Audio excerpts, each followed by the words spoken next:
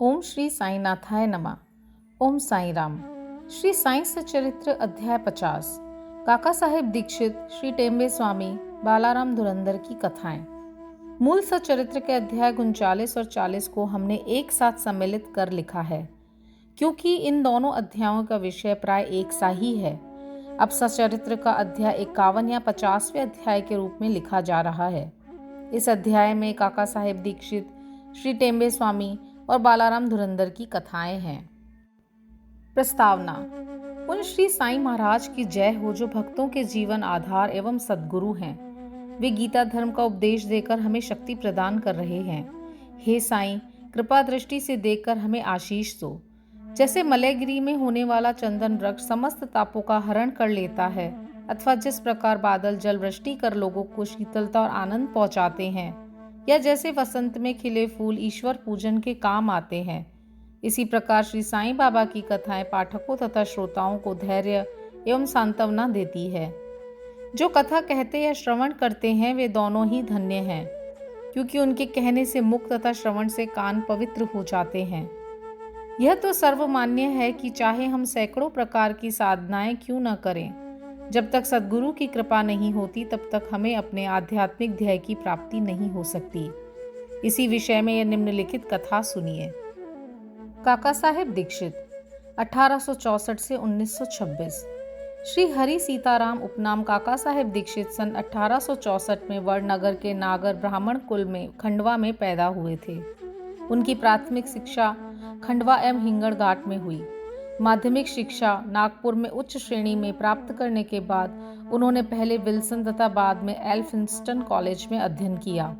सन 1883 में उन्होंने विधि स्नातक, LLB और कानूनी सलाहकार सॉलिसिटर की परीक्षाएं उत्तीर्ण की और फिर वे सरकारी solicitor firm messrs little and company में कार्य करने लगे। इसके पश्चात उन्होंने अपनी एक सॉलिसिटर फर्म शुरू कर दी।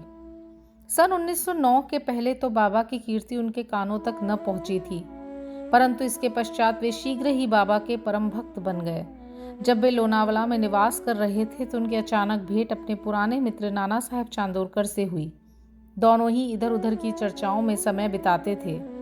काका साहेब ने उन्हें बताया कि जब वे लंदन में थे तो रेलगाड़ी पर चढ़ते समय कैसे उनका पैर फिसला तथा कैसे उसमें चोट आई, इसका पूर्ण विवरण सुनाया। नाना साहेब ने उनसे कहा कि यदि तुम इस लंगड़ेपन तथा कष्ट से मुक्त होना चाहते हो तो मेरे सद्गुरु श्री साईं बाबा की शरण में जाओ। उन्होंने बाबा का पूरा पता बताकर उनके कथन को दोहराया कि मैं अपने भक्त को 7 समुद्रों के पार से भी उसी प्रकार खींच लूंगा जिस प्रकार की एक चिड़िया को जिसका पैर रस्सी से बंधा हो खींचकर अपने पास लाया जाता है। उन्होंने यह भी स्पष्ट कर दिया कि यदि तुम बाबा के निजी जन न हो तो तुम्हें उनके प्रति आकर्षण भी न होगा और न ही उनके दर्शन प्राप्त होंगे। काका साहेब को ये बातें सुनकर बड़ी प्रसन्नता हुई और उन्होंने कहा वे शिरडी जाकर बाबा से प्रार्थना करेंगे कि शारीरिक लंगड़ेपन के बदले उनके चंचल मन को अपंग बनाकर परमानंद की प्राप्ति करा दें। कुछ दिनों के पश्चात ही बंबई विधानसभा के चुनाव में मत प्राप्त करने के संबंध में काका साहेब दीक्षित अहमदनगर गए और सरदार काका साहेब मिरीकर के यहाँ ठहरे। श्री बाला साहेब मिरीकर, जो कि कोपर गांव के मामलतदार तथा काका साहेब मिरीकर के सुपुत्र थे, वे भी इसी समय अश्व प्रदर्शनी देखने के हेतु अहमदनगर पधारे थे। चुनाव का कार्य समाप्त होने के पश्चात काका साहेब दीक्षित शिरडी जाना चाहते थे। यह पिता और पुत्र दोनों ही घर में विचार कर रहे थे कि काका साहेब के साथ भेजने के लिए कौन सा व्यक्ति उपयुक्त होगा, और दूसरी ओर बाबा अलग ही ढंग से उन्हें अपने पास बुलाने का प्रबंध कर रहे थे। श्यामा के पास एक तार आया कि उनकी सास की हालत अधिक शोचनीय है और उन्हें देखने वे शीघ्र अहमदनगर को आए। बाबा से अनुमति प्राप्त कर श्यामा ने वहां जाकर अपनी सास को देखा, जिनकी स्थिति में पर्याप्त सुधार हो चुका था। प्रदर्शनी को जाते समय नाना साहेब पानसे तथा अप्पा साहेब गद्रे की दृष्टि अचानक श्यामा पे पड़ी। उन्होंने श्यामा से मिरीकर के घर जाकर काका साहेब दीक्षित से भेंट करने तथा उन्हें अपने साथ शिरडी ले जाने को कहा। उन्होंने श्यामा के आगमन की सूचना काका साहेब दीक्षित और मिरीकर को भी दी। संध्या समय श्यामा मिरीकर के घर आए।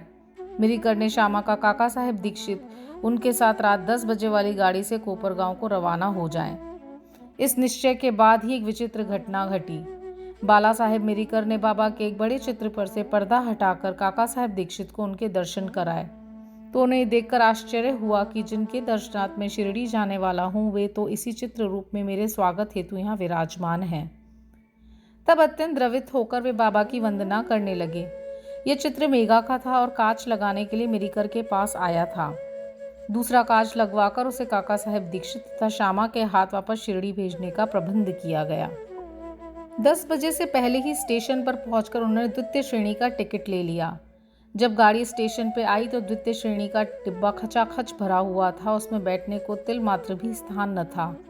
भाग्यवश गार्ड साहेब काका साहेब दीक्षित के पहचान के निकल आए। उन्होंने इन दोनों को प्रथम श्रेणी के डिब्बे में बिठा दिया। इस प्रकार सुविधापूर्वक यात्रा करते हुए कोपरगांव स्टेशन पर उतरे। स्टेशन पे ही शिरडी को जाने वाले नाना साहेब चांदोरकर को देखकर उनके हर्ष का पारावार न रहा। शिरडी पहुंचकर उन्होंने मस्जिद में जाकर बाबा के दर्शन किए। तब बाबा कहने लगे कि मैं बड़ी देर से तुम्हारी प्रतीक्षा कर रहा हूँ। श्यामा को मैंने ही तुम्हें लाने के लिए भेज दिया था। इसके पश्चात काका साहेब ने अनेक वर्ष बाबा के सानिध्य में व्यतीत किए। उन्होंने शिरडी में एक वाड़ा दीक्षित वाड़ा बनवाया जो उनका प्राय स्थायी घर हो गया। उन्हें बाबा से जो अनुभव प्राप्त हुए वे सब स्थान अभाव के कारण यहाँ नहीं दिए जा रहे। पाठकों से प्रार्थना है कि वे श्री साईं लीला पत्रिका के विशेष अंक काका साहेब दीक्षित भाग 12 के अंक 6 से 9 तक देखें। उनके केवल 1-2 अनुभव लिखकर हम यह कथा समाप्त करेंगे। बाबा ने उन्हें आश्वासन दिया था कि अंत समय आने पर बाबा उन्हें विमान में ले जाएंगे, जो सत्य निकला। तारीख 5 जुलाई सन 1926 को वो हेमाद पंत के साथ रेल से यात्रा कर रहे थे। दोनों में साईं बाबा के विषय में बातें हो रही थी। वे श्री साईं बाबा के ध्यान में अधिक तल्लीन हो गए। तभी अचानक उनकी गर्दन हेमाद पंत के कंधे से जा लगी और उन्होंने बिना किसी कष्ट तथा घबराहट के अपनी अंतिम श्वास छोड़ दी। श्री टेम्बे स्वामी। अब हम द्वितीय कथा पर आते हैं, जिससे स्पष्ट होता है कि संत परस्पर एक दूसरे को किस प्रकार भ्रातृवत प्रेम किया करते हैं। एक बार श्री वासुदेवानंद सरस्वती, जो श्री टेम्बे स्वामी के नाम से प्रसिद्ध हैं, ने गोदावरी के तीर पर राजमहेंद्री में आकर डेरा डाला। वे भगवान दत्तात्रेय के कर्मकांडी ज्ञानी तथा योगी भक्त थे। नांदेड़ निजाम स्टेट के एक वकील अपने मित्रों के साथ उनसे भेंट करने आए और वार्तालाप करते करते श्री साईं बाबा की चर्चा भी निकल पड़ी। बाबा का नाम सुनकर स्वामी जी ने उन्हें करबद्ध प्रणाम किया और पुंडलिक राव वकील को एक श्रीफल देकर उन्होंने कहा कि तुम जाकर मेरे भ्राता श्री साईं को प्रणाम कर कहना कि मुझे न बिसरें तथा सदैव मुझ पर कृपा दृष्टि रखें। उन्होंने यह भी बतलाया कि सामान्यतः एक स्वामी दूसरे को प्रणाम नहीं करता, परंतु यह विशेष रूप से ऐसा किया गया है। श्री पुंडलिक राव ने श्रीफल लेकर कहा कि मैं इसे बाबा को दे दूंगा तथा आपका संदेश भी कह दूंगा। 1 मास के पश्चात ही पुंडलिक राव अन्य मित्रों से श्रीफल लेकर शिरडी को रवाना हुए। जब वे मनमाड पहुंचे तो प्यास लगने के कारण एक नाले पर पानी पीने गए। खाली पेट पानी न पीना चाहिए, यह सोचकर उन्होंने कुछ चिवड़ा खाने को निकाला, जो खाने में कुछ अधिक तीखा सा प्रतीत हुआ। उसका तीखापन कम करने के लिए किसी ने नारियल फोड़कर उसमें खोपरा मिला दिया और इस तरह उन लोगों ने चिवड़ा स्वादिष्ट बनाकर खाया। अभाग्यवश जो नारियल उनके हाथ से फूटा वो वही था जो स्वामी जी ने पुंडलिक राव को भेंट में देने को दिया था। शिरडी के समीप पहुंचने पर उन्हें नारियल की स्मृति हो आई। उन्हें जानकर बड़ा दुख हुआ कि भेंट स्वरूप दिया जाने वाला नारियल फोड़ दिया गया है।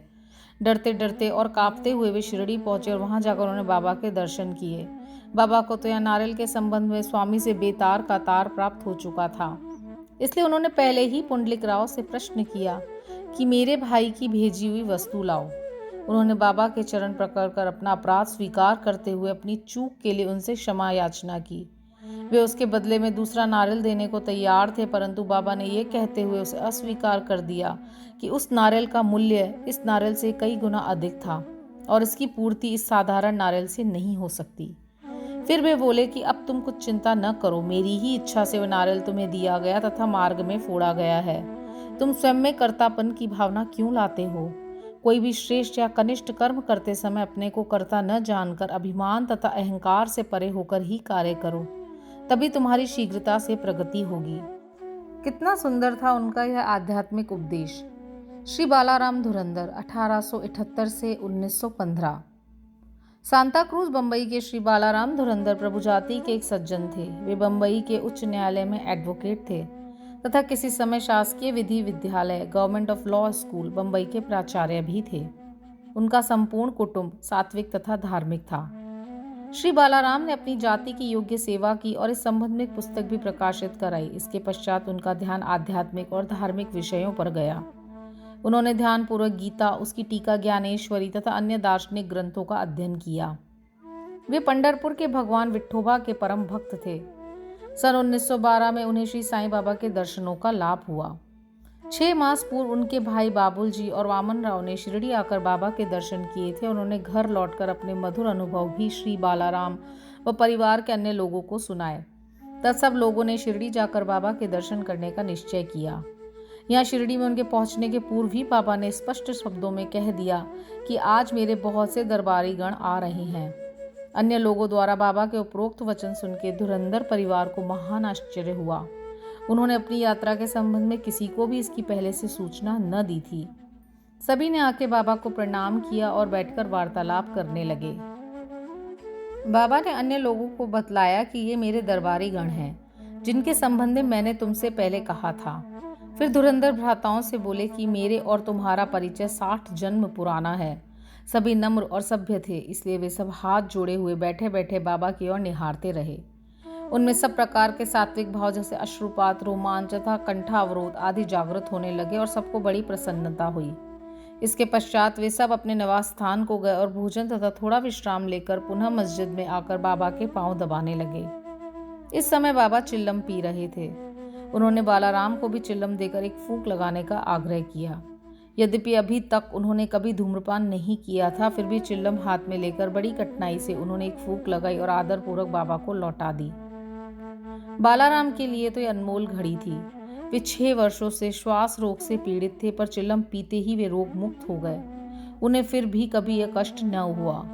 6 वर्षों के पश्चात उन्हें एक दिन पुनः श्वास रोग का दौरा आया। यह वही महापुण्यशाली दिन था जबकि बाबा ने महासमाधि ली। वे गुरुवार के दिन शिरडी आए थे। भाग्यवश उसी रात्रि को उन्होंने चावड़ी उत्सव देखने का भी अवसर मिला। आरती के समय बालाराम को चावड़ी में बाबा का मुखमंडल भगवान पांडुरंग सरीखा दिखाई दिया। दूसरे दिन काकड़ आरती के समय उन्हें बाबा के मुखमंडल की प्रभा पुनः अपने परम इष्ट भगवान पांडुरंग के सदृश्य ही दिखाई दी। श्री बालाराम धुरंधर ने मराठी में महाराष्ट्र के महान संत तुकाराम का जीवन चरित्र लिखा है, परंतु खेद है कि पुस्तक प्रकाशित होने तक वे जीवित न रह सके। उनके बंधुओं ने इस पुस्तक को सन 1928 में प्रकाशित कराया। इस पुस्तक के प्रारंभ में पृष्ठ 6 पर उनकी जीवनी से संबंधित एक परिच्छेद में उनकी शिरडी यात्रा का पूरा वर्णन है। श्री सद्गुरु साईनाथार्पणमस्तु। शुभम भवतु। ओम साई राम।